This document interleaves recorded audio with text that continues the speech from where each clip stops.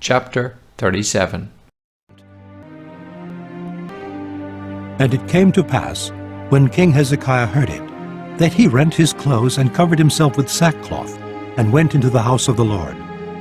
And he sent Eliakim, who was over the household, and Shebna the scribe, and the elders of the priests covered with sackcloth, unto Isaiah the prophet, the son of Amoz. And they said unto him, Thus saith Hezekiah, This day is a day of trouble, and of rebuke, and of blasphemy, for the children are come to the birth, and there is not strength to bring forth.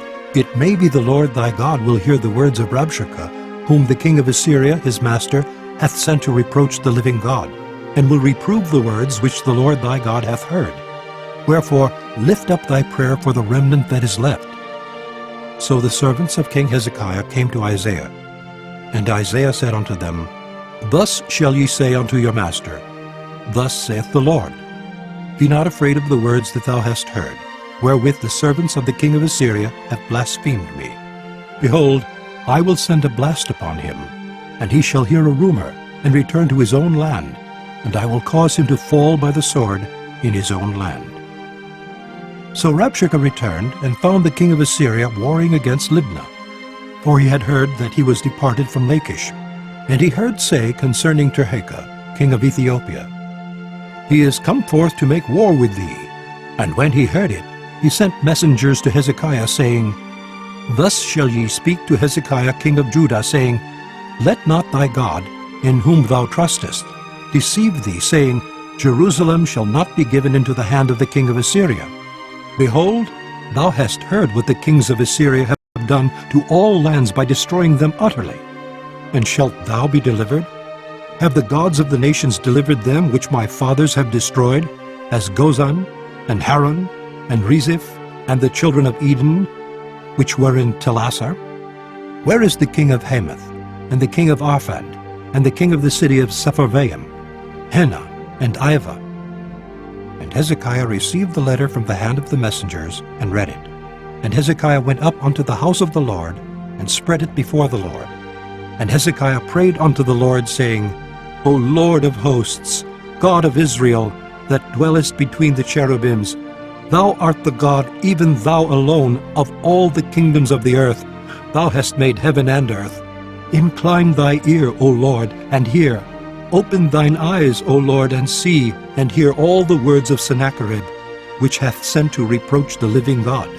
Of a truth, Lord, the kings of Assyria have laid waste all the nations and their countries, and have cast their gods into the fire. For they were no gods, but the work of men's hands, wood and stone.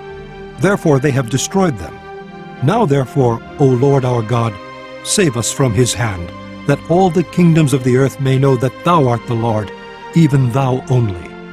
Then Isaiah, the son of Amoz, sent unto Hezekiah, saying, Thus saith the Lord God of Israel, Whereas thou hast prayed to me against Sennacherib, king of Assyria, this is the word which the Lord hath spoken concerning him. The virgin, the daughter of Zion, hath despised thee, and laughed thee to scorn. The daughter of Jerusalem hath shaken her head at thee. Whom hast thou reproached and blasphemed? And against whom hast thou exalted thy voice, and lifted up thine eyes on high, even against the Holy One of Israel? By thy servants hast thou reproached the Lord, and hast said, By the multitude of my chariots am I come up to the height of the mountains, to the sides of Lebanon, and I will cut down the tall cedars thereof, and the choice fir trees thereof, and I will enter into the height of his border, and the forest of his Carmel. I have digged and drunk water, and with the sole of my feet have I dried up all the rivers of the besieged places. Hast thou not heard long ago how I have done it, and of ancient times that I have formed it? Now have I brought it to pass, that thou shouldst be to lay waste defenced cities into ruinous heaps. Therefore their inhabitants were of small power. They were dismayed and confounded. They were as the grass of the field, and as the green herb, as the grass on the housetops, and as corn blasted before it be grown up. But I know thy abode, and thy going out, and thy coming in, and thy rage against me, because thy rage against me and thy tumult is come up into mine ears. Therefore will I put my hook in thy nose, and my bridle in thy lips, and I will turn thee back by the way which thou camest. And this shall be a sign unto thee. Ye shall eat this year such as groweth of itself, and the second year that which springeth of the same. And in the third year sow ye and reap, and plant vineyards, and eat the fruit thereof.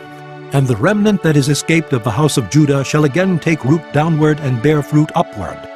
For out of Jerusalem shall go forth a remnant, and they that escape out of Mount Zion, the zeal of the Lord of hosts shall do this. Therefore thus saith the Lord concerning the king of Assyria, He shall not come into this city, nor shoot an arrow there, nor come before it with shields, nor cast a bank against it. By the way that he came, by the same shall he return, and shall not come into this city, saith the Lord. For I will defend this city to save it for mine own sake, and for my servant David's sake. Then the angel of the Lord went forth and smote in the camp of the Assyrians 185,000. And when they arose early in the morning, behold, they were all dead corpses.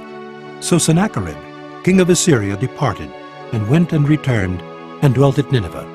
And it came to pass, as he was worshipping in the house of Nisroch, his god, that Adramelech and Sharezer, his sons, smote him with the sword. And they escaped into the land of Armenia, and Esarhaddon, his son, reigned in his stead.